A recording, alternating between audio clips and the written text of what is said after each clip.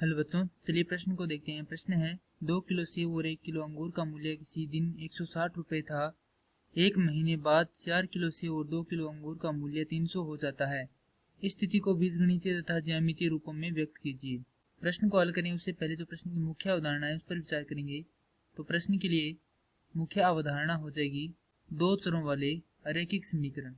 रैखिक समीकरण, तो इसकी परिभाषा हो जाएगी वे समीकरण जो ax जोड़ by जोड़ c बराबर 0 के रूप में हो तो वे दो चरों वाले रैखिक समीकरण कहलाते हैं, क्योंकि इसमें दो चर, एक तो x है और दूसरा y है। प्रश्न में हमें सेब और अंगूर दिए गए हैं, तो माना सेब का मूल्य, तो यहाँ से सेब का मूल्य मान लेते हैं अपने x और अंगूर का मूल्य मान लेते हैं y।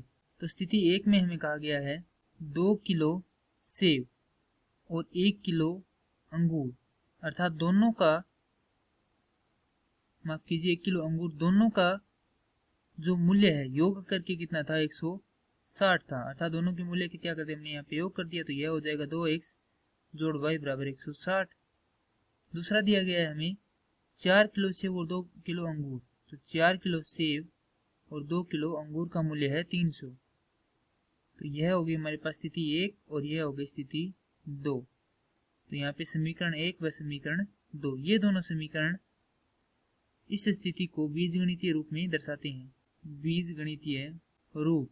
अब हम इस स्थिति को ग्राफीय रूप में या ज्यामितीय रूप में व्यक्त करेंगे।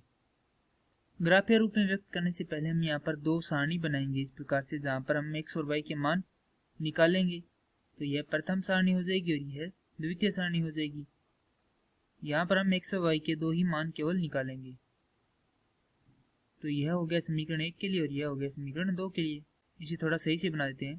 तो यह समीकरण 1 के लिए और यह समीकरण 2 के लिए, और यहाँ पर हम जो ग्राफ है उसे निरूपित करेंगे। तो समीकरण 1 है हमारे पास 2x जोड़ y बराबर 160। यदि हम y का मान यहाँ पर 0 करते हैं तो x का मान हमारे पास 80 प्राप्त हो जाता है। कैसे प्राप्त होता है देखिए, 2x जोड़ y का मान हमने 0 कर दिया बराबर 160 है, तो यह हो जाएगा 2x बराबर 160। तो यहाँ से x का मान आ जाएगा 80। इसी प्रकार हम जब दूसरी बार y का मान रखें या फिर x का मान रखें, तो इस बार हम यहाँ पर x को 0 कर रहे हैं तो y का मान हो जाएगा 160। इसी प्रकार इसे हल करेंगे तो यहाँ पर यदि हम y को 0 करते हैं तो y को 0 करने पर हमें जो x का मान है वह प्राप्त होगा 75, और जब हम x को 0 करते हैं तो y का मान हमें प्राप्त होता है 150। तो अब हमारे पास दो यहाँ पर सारणी प्राप्त हो चुकी है, समीकरण 1 के लिए है और यह समीकरण 2 के लिए है। तो यहाँ पर अब इसे लिखेंगे तो यह है y-अक्ष, यह है x-अक्ष। यहाँ पर जो हमारा पैमाना है उसे निरूपित करें। हम यहाँ पर पैमाना ले रहे हैं 40 का, 40, 80, 120, 160, 200। यहाँ पर भी उसी प्रकार 40, 80, 120, 160, फिर यहाँ पर 200।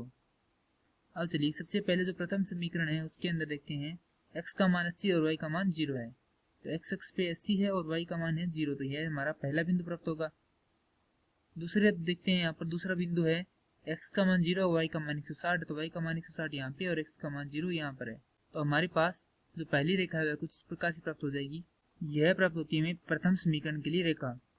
और द्वितीय समीकरण के लिए हम यहाँ पर बिंदुओं को देखते हैं। तो द्वितीय समीकरण में पहला है x का मान 75 और y का मान है 0, तो यहाँ पर लगभग x का मान 75 होगा और y का मान 0 इसी x अक्ष पे है। उसके बाद x का मान 0 और y का मान है 160, तो यही बिंदु हमें दोबारा से प्राप्त हो जाएगा। इस बार जो रेखा है कुछ इस प्रकार से प्राप्त होगी। तो यह आ गई हमारे पास द्वितीय रेखा द्वितीय समीकरण के लिए, और यही इस प्रश्न का हल है। जो सबसे पहले हमने यहाँ पर बीजगणितीय रूप इसका प्रदर्शित कर दिया, उसके बाद हमें यहाँ पर कहा गया था ज्यामितीय रूप में, तो हमने यहाँ पर इसे ग्राफीय रूप में भी व्यक्त कर दिया है। तो यह इसका ग्राफीय रूप है और यह इसके बीजगणितीय रूप है। मैं आशा करता हूँ कि यह प्रश्न आपको समझ में आया होगा। धन्यवाद।